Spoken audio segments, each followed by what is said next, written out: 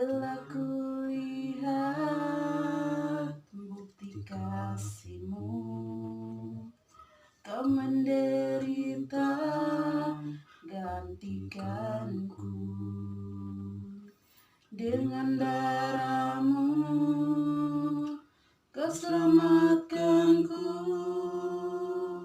Kini ku hidup menyenangkan-Mu. Terlalu besar kasih-Mu Bapa, pengorbanan yang Kau berikan bagiku terlalu mahal. Darah-Mu Yesus tercurah untuk menebus hidupku.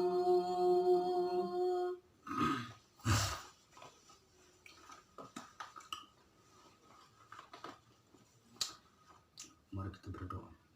Terpujilah Engkau ya Tuhan Allah, yang selalu hadir berkarya di dalam setiap hidup kami umat manusia, agar benar-benar persekutuan ibadah kami terlaksana dengan baik, dan itu boleh mewarnai hidup kami, dan biarlah persekutuan kami ini boleh jadi karena Bapa, Anak, dan Roh Kudus. Amin.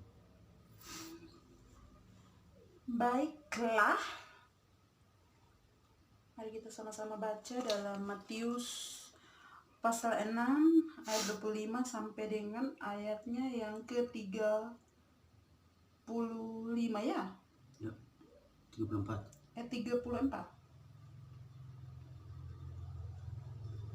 Oh, 34. Itu sampai 34 loh.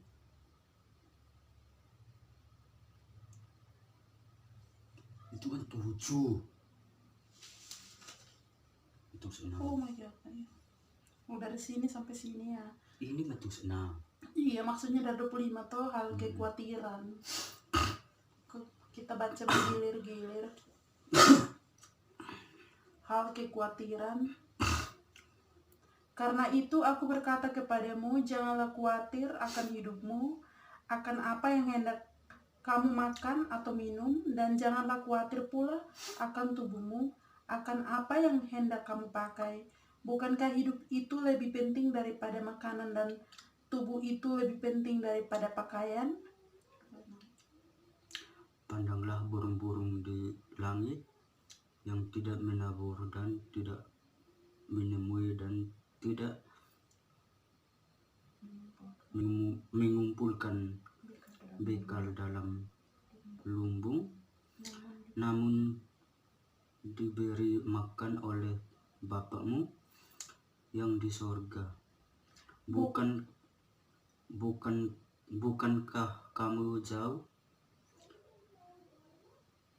melebihi burung-burung itu? Siapakah di antara kamu yang karena kekhawatirannya dapat menambahkan sehasta saja jalan hidupnya?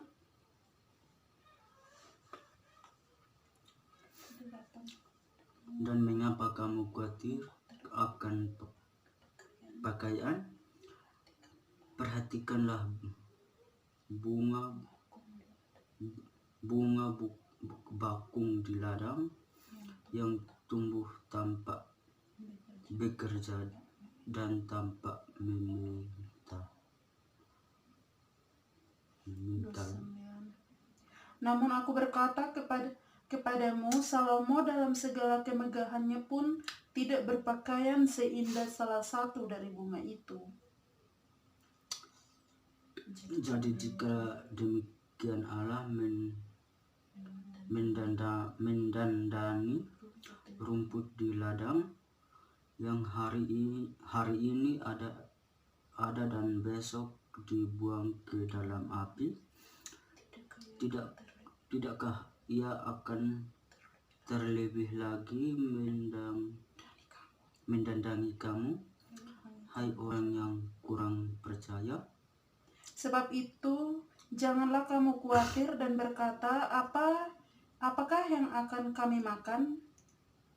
Semua itu Apakah yang akan kami makan? Apakah yang akan kami minum? Apakah yang akan kami pakai? semua itu dicari bangsa-bangsa yang tidak mengenal Allah.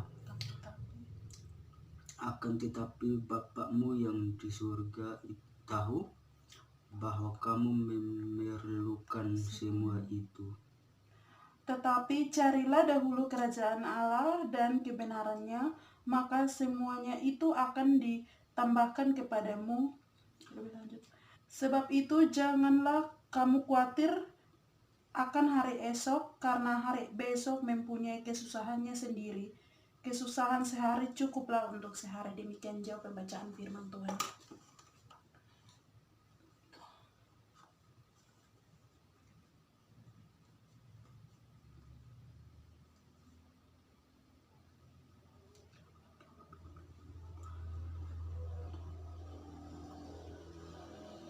Bukan itu yang tadi. Bukan. Orang tadi sudah ada gambarnya. Ini.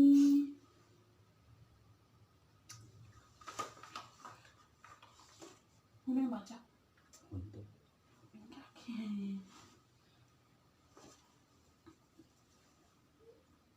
Mengutamakan Tuhan, tak perlu khawatir.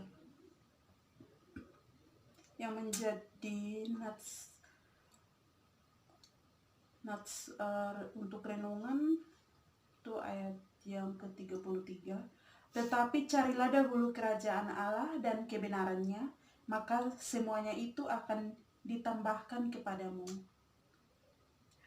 Semua orang pasti merasakan khawatir. Kebanyakan orang mengkhawatirkan tentang kebutuhan hidupnya, apa yang dimakan, minum, dan pakai. Demi memenuhi kebutuhan hidup tersebut, orang bekerja sedemikian kerasnya, sampai-sampai mereka lupa waktu. Berusaha mati-matian demi mengejar materi itu tidaklah salah.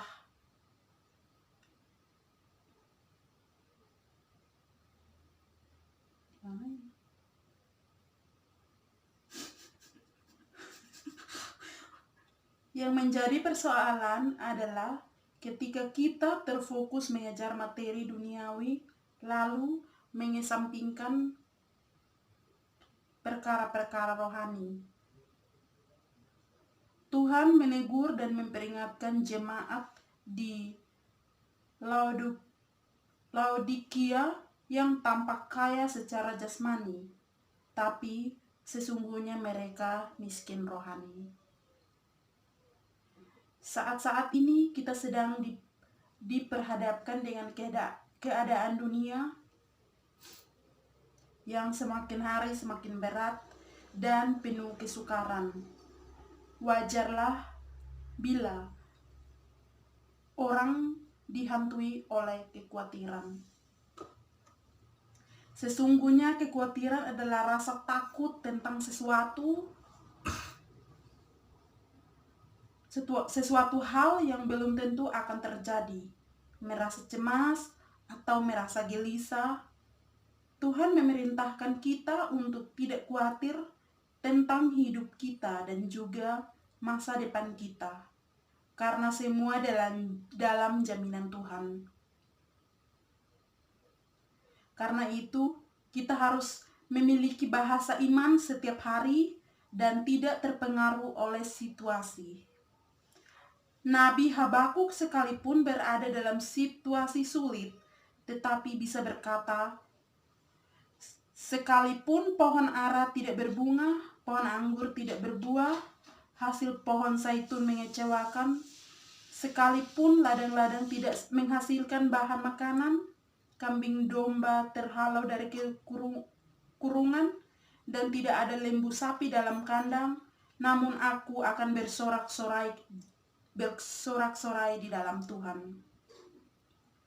Firman Tuhan mengajarkan kita untuk mengutamakan dan mendahulukan Tuhan dengan kebenarannya.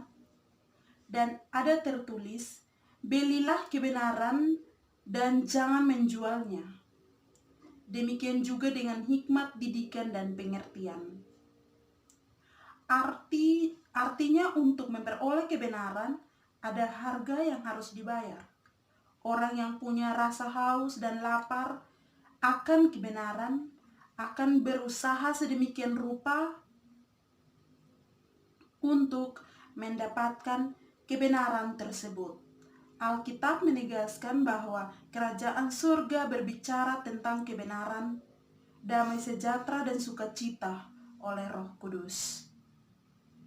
Ketika kita mengutamakan Tuhan dan mencari kebenarannya lebih dari apapun yang ada di dunia ini, apa yang kita butuhkan pasti disediakan baginya. Amin.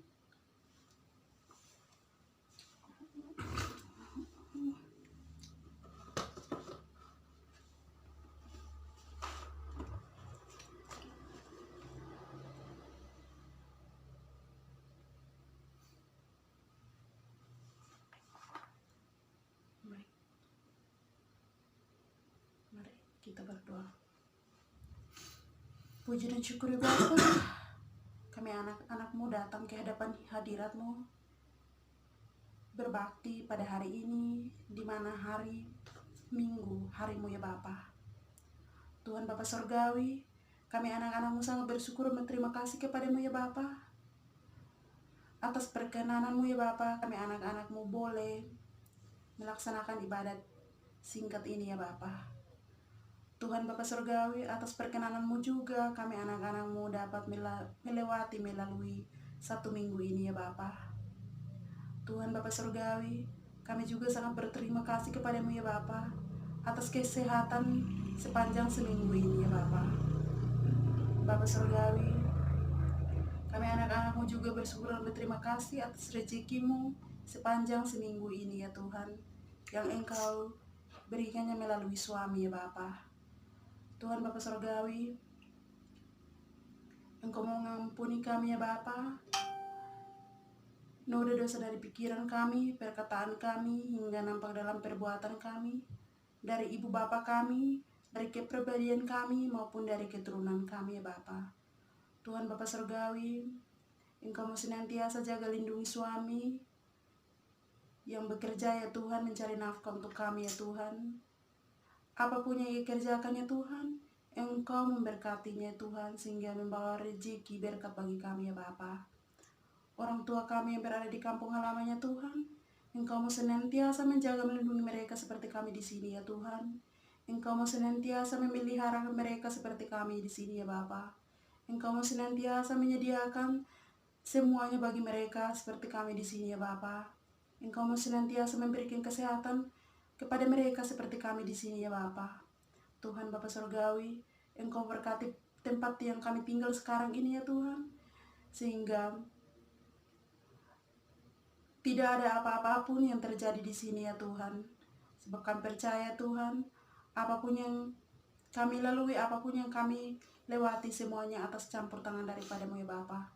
Tuhan Bapa Surgawi, pada saat malam hari ini ya Tuhan, kami anak-anak-Mu akan tidur ya Tuhan. Engkau mau turunkan malaikat surgawi-Mu, pagarilah halaman lingkungan kami ya Bapa, sehingga kami dapat tidur dengan keadaan damai dan salam sejahtera hingga besok pagi. Kami dapat bangun di hari yang baru dengan keadaan yang baru, sehat walafiat ya Bapa.